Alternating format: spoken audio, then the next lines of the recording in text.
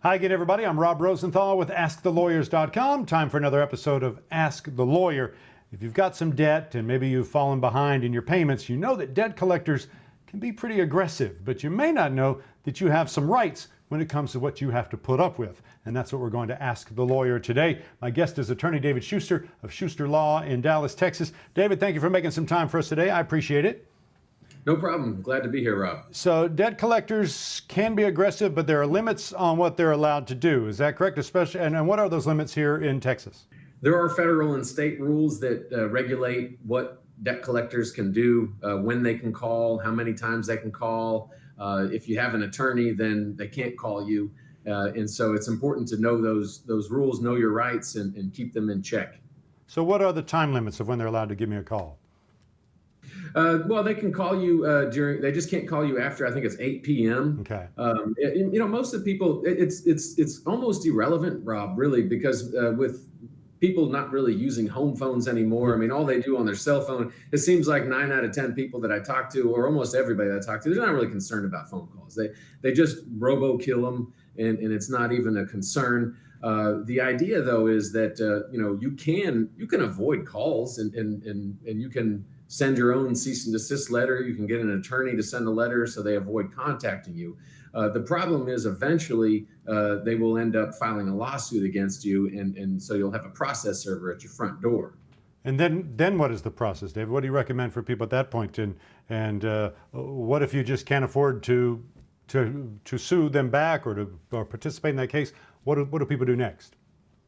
Well, Rob, if you are unable to pay the debt, which is obviously the case if you haven't paid them and you're avoiding their phone calls, mm-hmm. and for whatever reason it's gotten to the point of a lawsuit because you've put off talking to an attorney, or maybe there's some other reason why you're not pursuing a remedy in bankruptcy because of property that you own, or you don't qualify for bankruptcy, and then it ends up as a lawsuit at your front door.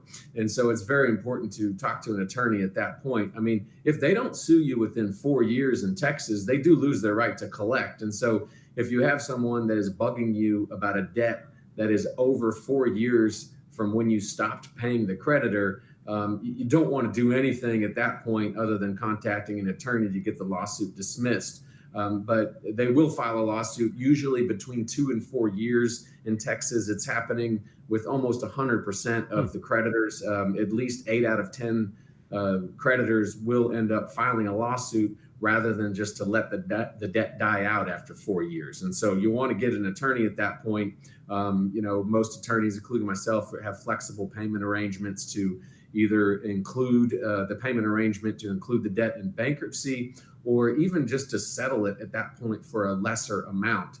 And that's definitely not something that you want to ignore, because the judgment will then, Rob, become very permanent. And even if you pass away, this judgment will be there as a part of your estate when you're trying to leave property to somebody. So you definitely want to deal with it, and that's why the creditors file the lawsuits. Obviously, it's why they're doing it more and more and more. It used to not be a thing, many years ago. Mm-hmm. It seems like 7, 8, 9 years ago. It used to not be a big thing where they were always filing lawsuits. Here in Texas, it seems like they're doing it all the time. Fortunately, they cannot garnish your wages, but with that judgment sitting there, like I said, it's permanent, and then it's accumulating interest after it's entered, so it's not going to go away. So yeah, it's definitely something that you want to deal with. So a couple of questions that popped in my head. You said after 4 years they're not allowed to collect on the debt. Does that mean they're not allowed to continue to call or send letters or whatever to try and collect? No, they can in fact still do that. You wouldn't want to try to settle it at that point, okay? Because the settlements will get strangely great after that time period, because they've lost their legal right to actually pursue you legally with a lawsuit. Now, they can call you. I mean, they can keep bugging you for up to 7 years is when it's supposed to actually drop off your credit. So if they have not sued you after 4 years, you shouldn't do anything with it, really. I mean, unless it's a very small amount, you shouldn't do anything with it. And in fact, maybe wait out the 3 years, or again, if it's a very small amount, maybe settle it because they've lost their legal right to pursue you at that point. You mentioned settlement a couple of times. I think I've heard in the past that if you do settle for a debt say the debt is $10,000 and you settle for $5,000, does that other $5,000 have to be claimed on your taxes as income? Not automatically. I haven't seen it as much as I used to see it, but you may get a 1099 for the amount of debt that they forgave. Okay.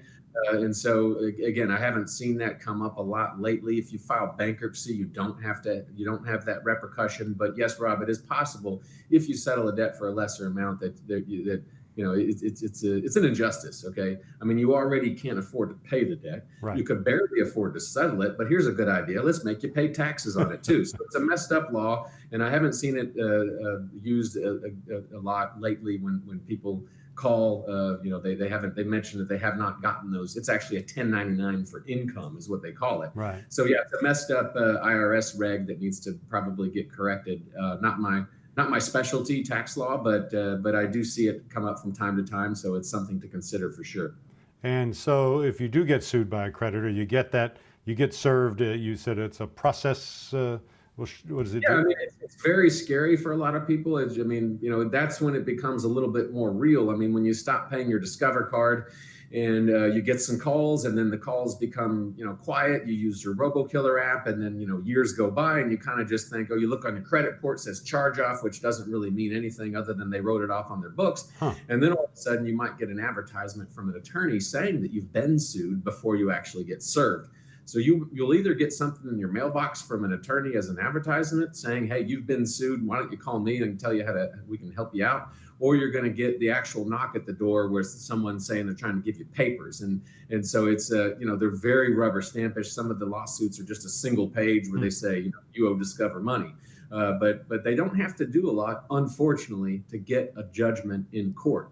They can just fire out these rubber stamp lawsuits, but you can still settle for a lesser amount. Like ultimately they want to get paid. So you can always do that. So at that point, you've said that's a really good time to get an attorney involved. Is the clock ticking at that point? Is there once they serve you, is there a date usually attached to that? Yes, Rob, sorry to cut you off. Yeah, there's going to be deadlines that you have to respond within 14 to 21 days. And if you don't respond, they can get a default judgment without notifying you. So if that happens, give an attorney a call.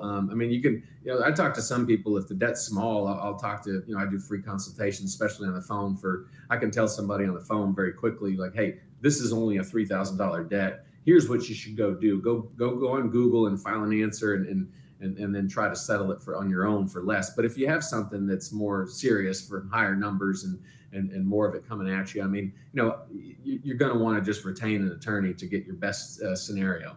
So if it is bigger numbers and you just maybe bankruptcy is going to be your only choice, if you talk to an attorney, is there time then still to put a stop to it, to put a hold on everything while you consider and do the process of filing for bankruptcy? That's a good question. Yeah. Although the first deadlines are 14 to 21 days, once you get an attorney and a response is filed, then yes, you will have, in most Texas courts, at least around here where I practice, they don't move super fast. I mean, there's a lot of, especially with these collection suits becoming so numerous, there's a lot going on in the courts. So it's not uncommon, Rob, to file that initial response within that 20-day period and not get a court date for a good 9 months. Okay. Sometimes, right?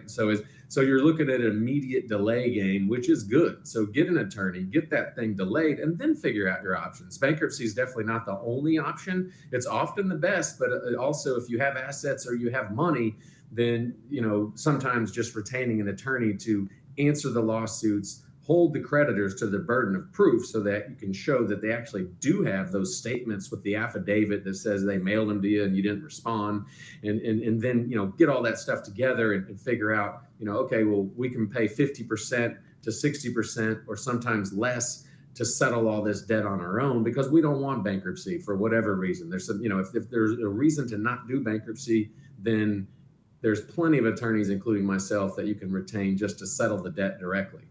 Great. That's helpful information today, David. As always, thank you so much for your time. Yeah, no problem. Thanks, Rob. That's going to do it for this episode of Ask the Lawyer. My guest has been attorney David Shuster of Shuster Law in Dallas. If you want the best information about bankruptcy law or you're ready to choose a lawyer that lawyers choose, make sure to visit AskTheLawyers.com. Also, take a second, click on the button below to subscribe to our YouTube channel. Thanks for watching. I'm Rob Rosenthal with AskTheLawyers.com.